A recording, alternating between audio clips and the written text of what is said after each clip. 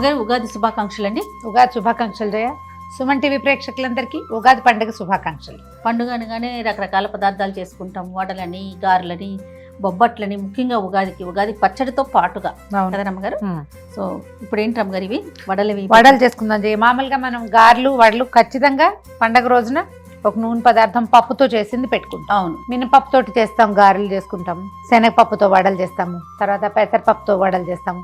శనగపప్పు, పెసరపప్పు, కందిపప్పు 3 కలిపి పప్పుల వడలు కూడా చేసుకుంటాం. అవును. మసాలా వడ అంటే ఇప్పుడు పండగ కాబట్టి ఈ రోజున దేవుడికి నివేదన చేస్తాం. సాధారణంగా నైవేద్యంలో ఉల్లిపాయలు వెల్లుల్లిపాయలు మనం పెట్టాం కాబట్టి కొంచెం పుదీనా, కాస్త ధనియాలు, జీలకర్ర, అల్లం, పచ్చిమిర్చి వేసి శనగపప్పుతో కానీ కందిపప్పు లేదా మినపప్పుతో కానీ వడలు వేసుకోవచ్చు. ఓకే, శనగపప్పు నానబెట్టాము.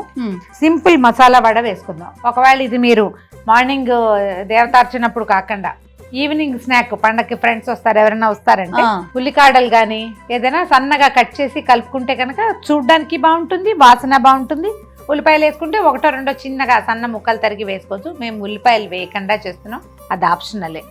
ముందుగా నానబెట్టి ఉంచారు. ఒక గ్లాస్ శనగపప్పుని ఒక 2 గంటలు 3 గంటలు నానబెడితే బాగుంటుంది. చక్కగా మెత్తగా అయిపోయినాయి. దీన్ని మిక్సీ చేసేసుకుంటాం రమ్మగారు. మిక్సీ చేసుకోవటమే. ఒకవేళ రోల్ ఉంటే చక్కగా రోట్లో రుబ్బుకోండి. మరీ మెత్త పేస్ట్ చేసేయకుండా చిన్న బరకుంటే బాగుంటుంది. దీంట్లో అల్లము, పచ్చిమిర్చి, తర్వాత పుదీనా, కొద్దిగా ఇన్ని ధనియాలు, జీలకర్ర ఒక దెబ్బ కొట్టి అవి కూడా వేసి కరివేపాకు వేసుకోవచ్చు, కొత్తిమీర వేసుకోవచ్చు.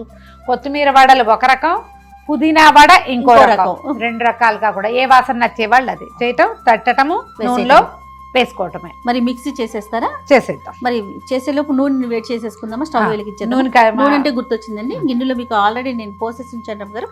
Freedom refined oil very light గా ఉంటుంది, వెరీ హెల్దీ. సో మనం ఏ వంట చేసినా కూడా దాంట్లో వాడే ఇంగ్రీడియంట్స్ విషయంలో మాత్రం చాలా జాగ్రత్త తీసుకోండి.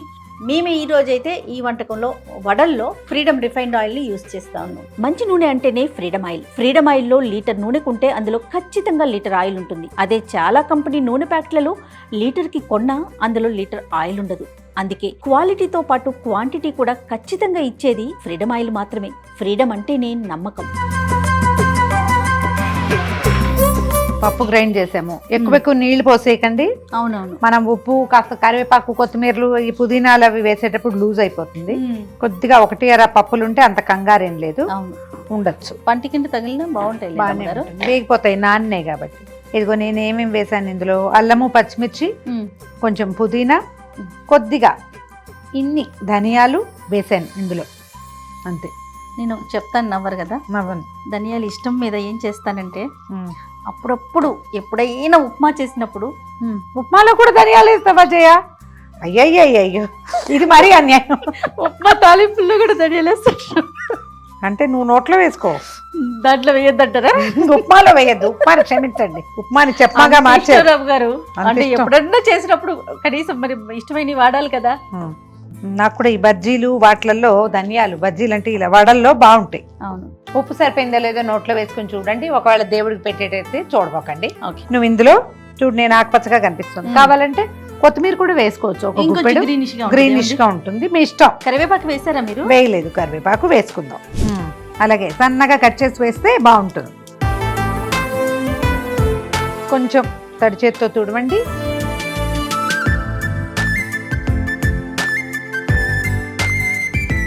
కరివేపాకు చిట్చిటా అంటాం. అవునవును.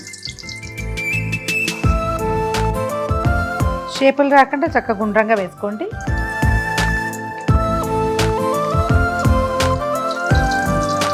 బ్రహ్మాండమైన రంగు వచ్చింది. చకచకా తీసేసి, ఎందుకంటే నూనె కాగింది కదా. ఇవి వేసేటప్పుడు గారెల్లాగా ఈ పిండి సాగదు కదా, శనగపప్పు పిండి సెపరేట్ అయిపోయి ముద్ద మన చేతిలో ఉండి ఓ ముద్ద కింద పడిపోతుంది. చటుక్కని వేసేసేయాలి.